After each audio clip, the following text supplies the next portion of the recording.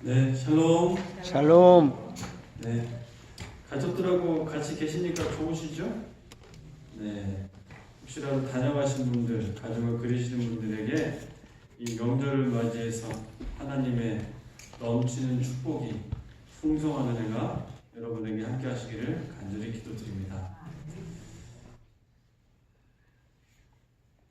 어제 아침에 우리 모두는 하나님의 말씀을 통해서 어제 아침에는 은밀한 감시자라는 제목을 통해서요, 하나님께서는 우리를 항상 지켜보시며 우리가 억울한 일을 당하거나 혹은 베푼 선한 일에 대한 정당한 보상을 받지 못하고 오해를 받을 때 그런 모든 것들을 갚아주시는 하나님을 살펴보았습니다. 그리고 오늘 아침에는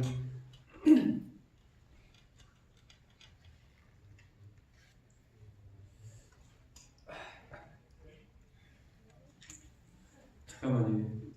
선생님 소리가 울리죠? 켜져서 그런가? 예수 때문에 넘어지지 마라, 예수 때문에 일어서라 라는 제목을 통해서 우리가 정말 개인의 능력과 사람의 능력으로는 극복할 수 없고 어쩔 수 없이 그냥 자꾸자기해야 하는 상태에서 말씀에 순종한다면, 우리가 하나님의 말씀에 순종한다면 하나님께서는 우리를 평안의 길로 이끄시고 놀라운 축복을 주신다는 말씀을 살펴보았습니다. 마이크를 바꿔볼까요?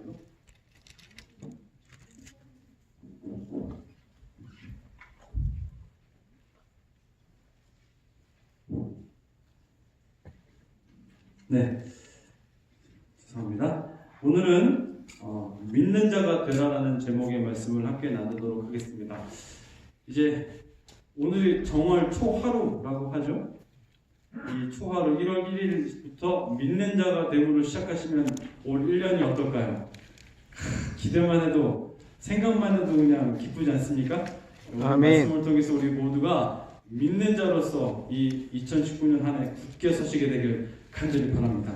아멘. 말씀을 함께 살펴보시도록 하겠습니다. 오늘 말씀은 요한복음 20장 26절로 29절에 있는 말씀인데요. 약 2주 동안 저와 여러분은 하나님의 말씀을 통해서 예수님이 부활하신 후에 제자들에게 나타나신 장면을 살펴보고 있습니다. 지난 두 번의 시간을 통해서 첫 번째 나타나심과 세 번째 나타나심을 살펴보았고, 오늘은 두 번째 나타나신 장면을 살펴봅니다. 다시 한번 말씀드리지만 예수님께서는 제자들에게 세 번만 나타나신 건 아니에요. 그런데 요한복음 20장과 21장에 특별히 예수님께서 이 세 번 나타나신 장면을 언급하셨고, 그것을 연구하다 보니 그 세 번에 나타나시면은 각각의 나타나시면 특별한 기별이 있었습니다. 그래서 그 기별을 함께 나누고 있습니다. 첫 번째의 기별은 나를 보내신 같이 내가 너희를 보내노라, 성령을 받으라 라는 기별이었고요, 메시지였고, 두 번째 오늘 살펴볼 내용은 믿는 자가 되라 라는 내용입니다. 그리고 세 번째는 너희가 나를 사랑하느냐? 그러면 내 양을 먹이라 라는 메시지를 담고 있습니다.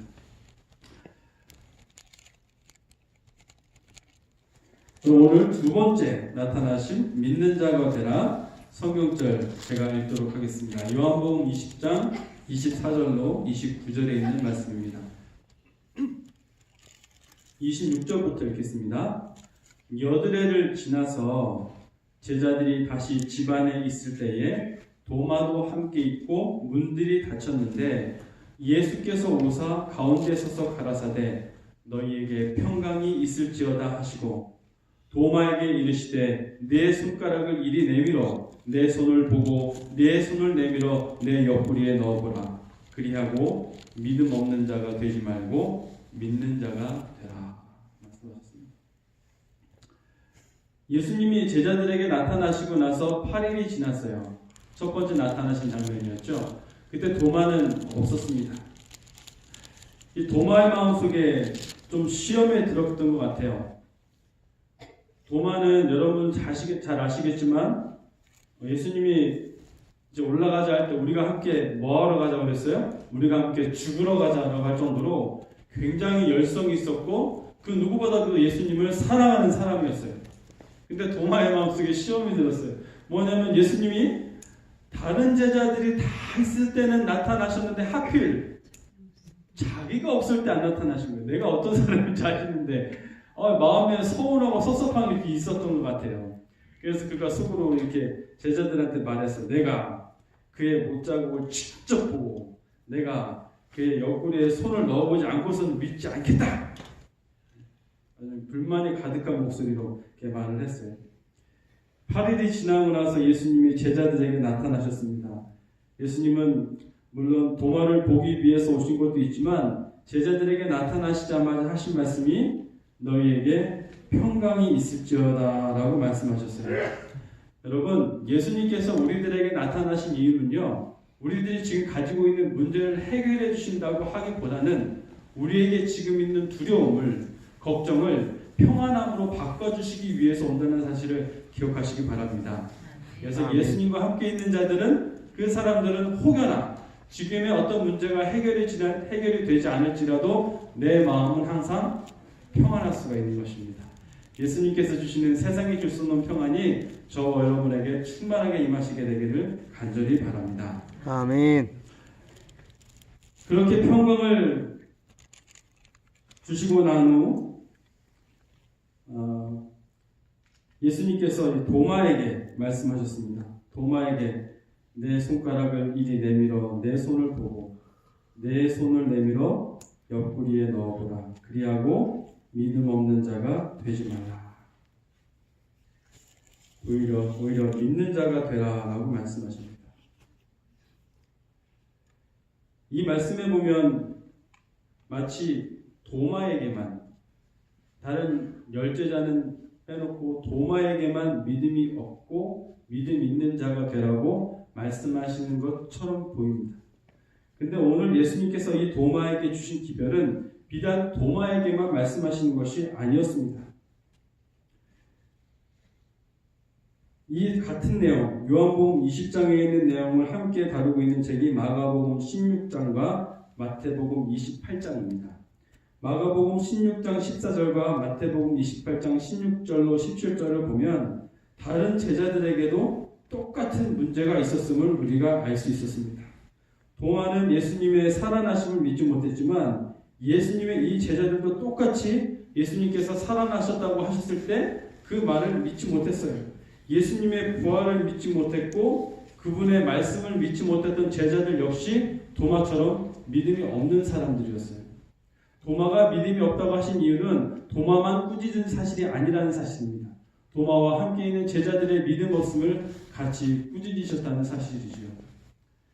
우리는 얼마 전에 우리 한국에서 참 가슴 아픈 뉴스를 들었는데 최초로 대법원장이 구속됐다는 이야기를 들었습니다. 이유가 어떤지 무엇인지는 잘 모릅니다. 하지만 대법원장이 구속됐다는 사실은 이분 한 분만 부패했다고는 볼 수가 없는 것입니다. 이분을 통해서 수많은 법조계가 이미 오염이 됐고 부패했고 한국의 법조계가 오염이 됐고 부패가 됐다는 얘기는 그 법이 지켜야 할 온 국민과 나라가 부패되었다는 사실을 나타내준다고도 볼 수 있는 것이죠. 그렇기 때문에 이런 사실을 우리는 현상만 바라보지 말고 다시 한번 우리 대한민국이 주님의 은혜로 정결해질 수 있도록 믿음의 기도를 드리셔야 할 것입니다. 아멘. 그런 제자들에게 그리고 저와 여러분에게 예수님께서는 오늘 도마에게 하셨던 말씀과 똑같은 말씀을 하고 계십니다. 그 말씀은 바로 믿음 없는 자가 되지 말고 믿음 있는 자가 되라. 그리고 요한복음 20장 29절을 보면 보지 못하고도 믿는 자가 되라 라고 말씀하십니다. 저는 이런 사람이 되고 싶습니다. 여러분도 이런 사람이 되고 싶습니까? 네. 성경에는요 이런 사람이 될 수 있는 방법이 굉장히 많이 나와 있어요. 많고 많은데 그 중에 한 가지만 추려서 오늘 여러분들과 말씀을 나누도록 하겠습니다. 그 이야기는 바로 예수님과 제자들의 이야기에 나옵니다. 예수님과 제자들 사이에 갈릴리 호수에서 있던 내용입니다. 예수님께서 하루 종일 수고하시고 병든 자를 고치시고 마음에 병든 자를 고치시고 쉴 새 없이 식사도 하실 겨를이 없이 수고하시고 무척이나 피곤하시고 힘드셨어요. 그래서 제자들에게 배를 띄워서 건너편으로 가자라고 말씀하셨어요. 그리고 배를 타고 가는데 예수님이 얼마나 피곤하셨는지 예수님은 이내 배 보물에서 베개를 베고 잠이 드십니다. 그런데 이 바다에 큰 놀이 일어났어요. 엄청난 파도가 일어나서 물결이 배에 덮이게 됐습니다. 그때도 예수님은 주무시고 계셨어요. 정말 피곤하셨나 봐요. 제자들이 이 파도를 이기기 위해서 있는 힘껏 노력했어요. 평생을 바다에서 살았기 때문에 이 파도는 자기들이 이길 수 있을 거라고 생각했는데 파도가 점점 심해지자 이들의 마음속에는 희망이 사라졌습니다.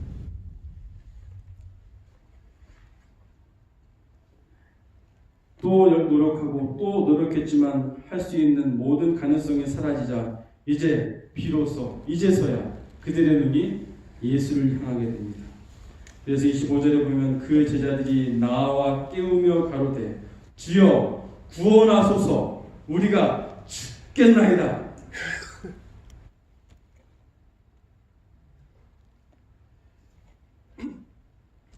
이 제자들의 이 부르짖음을 듣고 예수님께서 말씀하십니다.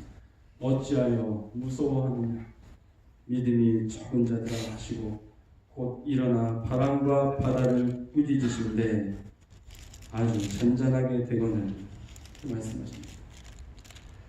폭풍이 일어나서 제자들은 사투를 벌이고 있는데 예수님은 주무시고 계셨어요.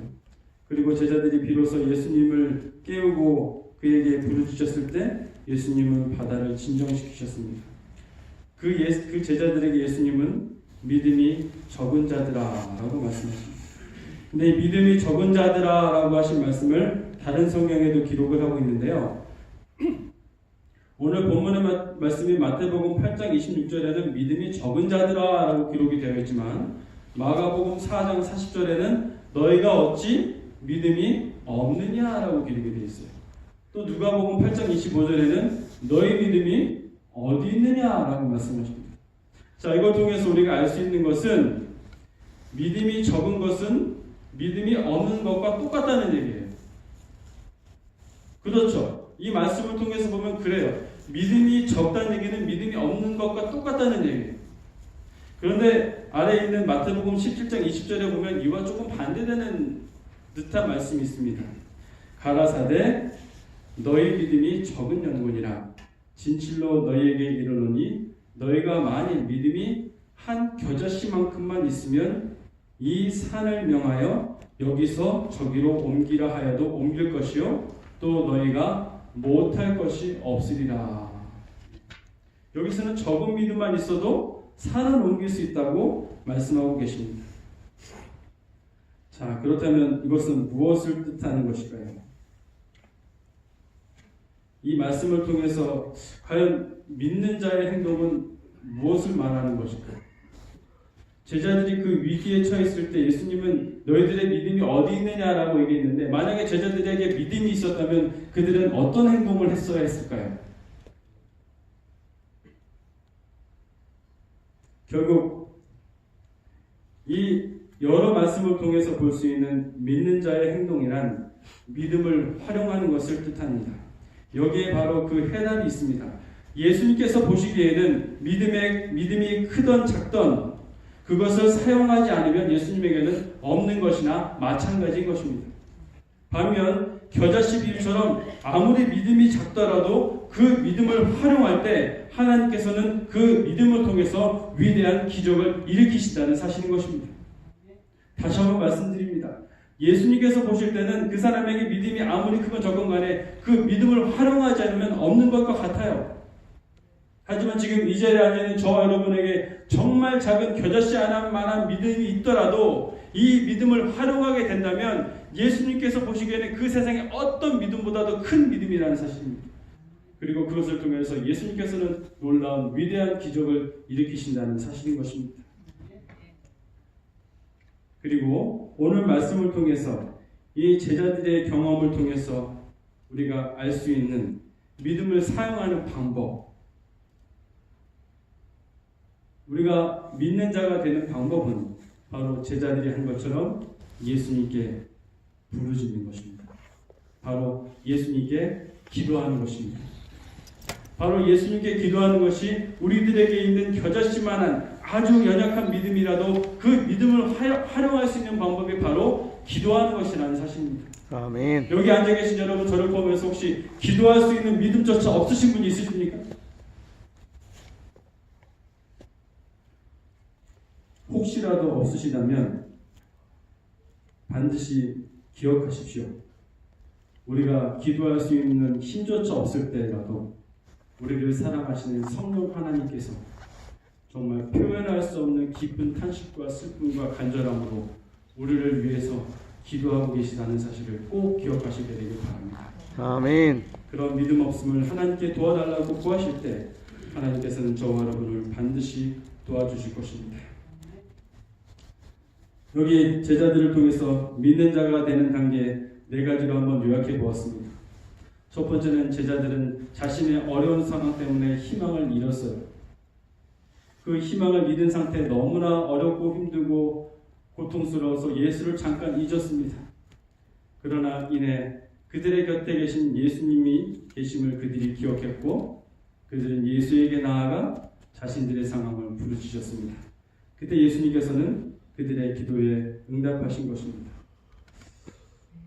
오늘 말씀을 묵상하면서 이런 생각을 해봤습니다. 만약에 제자들이 조금만 더 일찍 예수님을 찾았더라면 어떻게 됐을까요?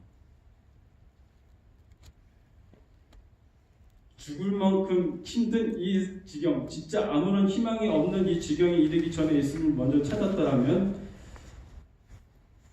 그들이 그렇게 고생하지 않았겠죠. 저도 똑같은 것 같아요. 제가 해볼 수 있는 거 다 하다가 해도 안 되면 그때 죽겠습니다.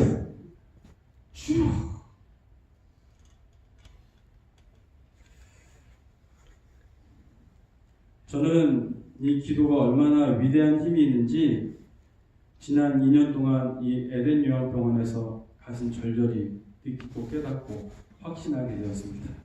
특히 우리 에덴 요양병원에 365일 끊이지 않는 새벽 기도회가 있다는 것은요, 정말 우리 제7회 양식을 예수재림교회에 있는 교회 중에서 가장 축복받은 분들이 여러분이시라는 것을 증명해 주는 것입니다.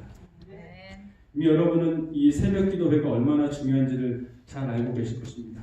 이 시간에는 제가 지난 2년간 새벽 기도회를 경험하면서 느꼈던 점을 잠시 여러분들과 나누고자 합니다.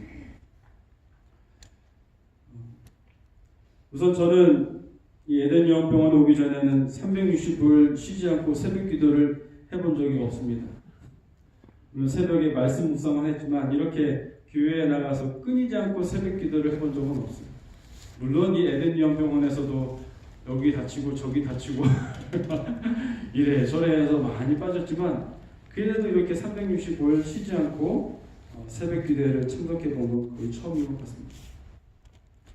그런데 제가 새벽 기도를 나와서 말씀을 듣고 기도하면 할수록 느끼는 것은 기도하면 할수록 강해지고 제가 강해지는 걸 느껴요. 그리고 말씀도 더 많이 보게 되고 더 많이 이해할 수가 있게 되더라고요.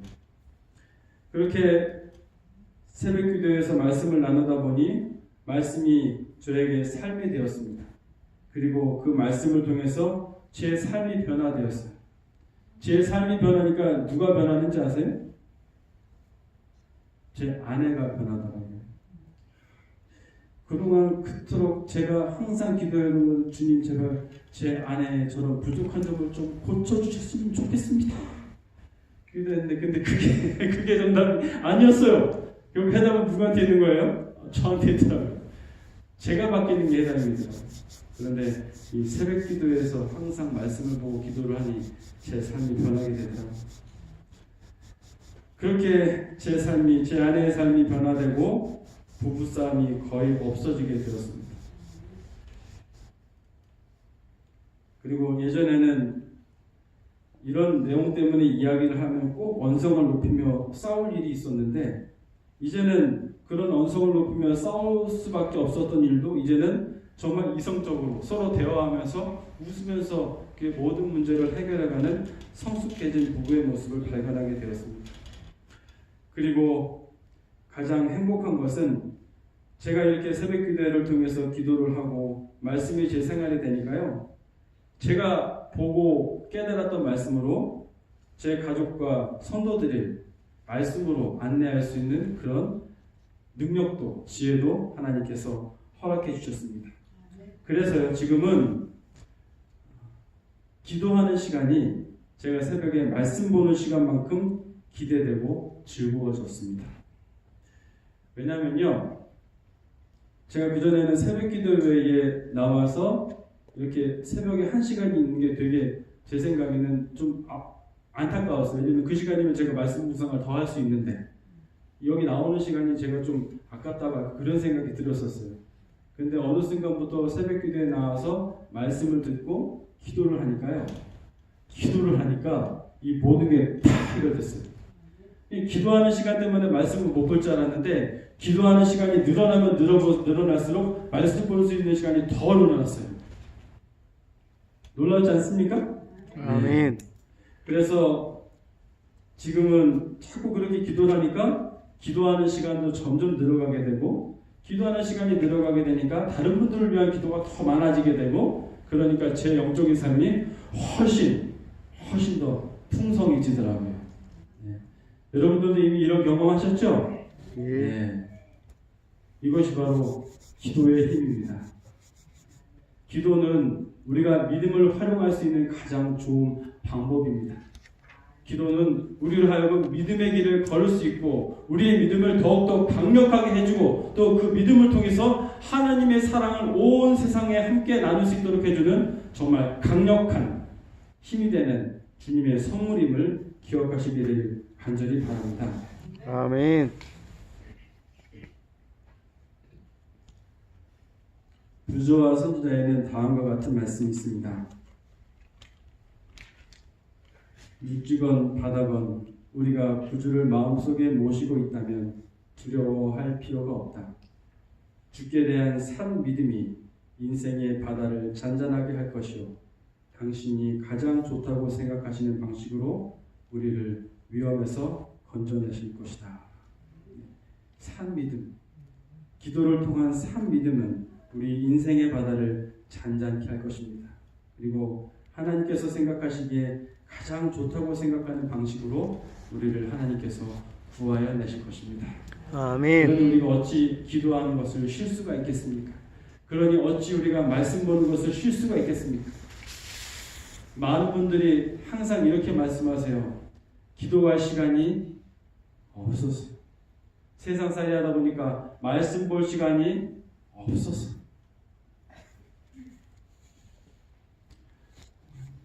하루는 이런 일이 있었습니다. 아침에 바쁘게 출근을 했어요. 출근을 해서 이제 일을 보고 있는데 제 아내가 저에게 전화를 걸어왔습니다. 전화를 걸어서 저에게 하는 얘기가 죄송합니다. 저희는 집에서 아직 오빠라고 합니다. 전화해서 저한테 오빠 거기 책상 위에 있던 사과 먹었어? 저한테 그러는 거예요. 그래서 사과? 사과가 있었어? 오빠는 맨날 이렇게 사과를 챙겨줘도 못 먹어. 그러면서 하는 얘기가 오빠는 사과 같은 건 챙겨줘도 못 먹으면서 과자는 되게 잘 챙겨 먹더라. 제가 좋은 것만 챙기는 거예요. 제 아내가 사랑의 사과를 테이블 위에 놨는데 제가 조금만 신경 쓰면 집어서 먹을 수 있는데 가까운 사과는 안 먹고 먼 데 있는 돈 주고 사야 먹을 수 있는 입에 달고 마시는 과자는 제가 찾아서 먹더라고요. 이게 바로 저와 여러분의 믿음의 삶이라는 생각이 들었습니다. 성경 말씀을 보고 기도하는 것은 식탁 위에 있는 사과와 똑같은 거예요. 아침의 사과는 정말 보약이라고 하는데 이 우리들의 인생의 보약을 우리는 취하기를 거들떠보지도 않습니다. 바쁘다는 핑계로. 대신에 우리는 일터에 나가서 거들떠보지도 않던 기도와 말씀보다는 다른 것에 신경을 쓰고 다른 것에 더 몰두를 하게 됩니다. 이것이 저와 여러분의 모습이 아닐까라는 생각이 들었습니다. 마지막으로 시편 107편 28절로 30절에 있는 말씀을 읽도록 하겠습니다. 함께 읽겠습니다. 시작. 이에 저희가 그 근심 중에서 여호와께 부르짖음에 그 고통에서 인도하여 내시고 광풍을 평정히 하사 물결로 잔잔케 하시는도다. 저희가 평안함을 인하여 기뻐하는 중에 여호와께서 저희를 소원의 항구로 인도하시는도다. 아멘. 소원의 항구. 항구를 영어로 보니까 피난처라고 기록이 되어 있습니다. 우리가 이렇게 하나님께 기도하고 말씀에 순종하는 삶을 게을리하지 않을 때 하나님께서는 우리들의 삶을 평온함으로 인도해 주실 것입니다. 그리고 우리가 바라는 피난처로 피신시켜 주실 것입니다. 언제까지요? 예수님께서 오실 때까지. 그 예수님과 언제나 함께 동행하시고 기도를 통해서 말씀을 통해서 예수 안에 굳건히 서심으로 저와 함께 믿는 자가 되시는 믿음에 굳건히 서시는 그래서 믿음을 통해서 승리하시고 하나님의 사랑을 널리 전하시는 저와 여러분이 되길 간절히 바라며 말씀을 드리도록 하겠습니다. 아멘.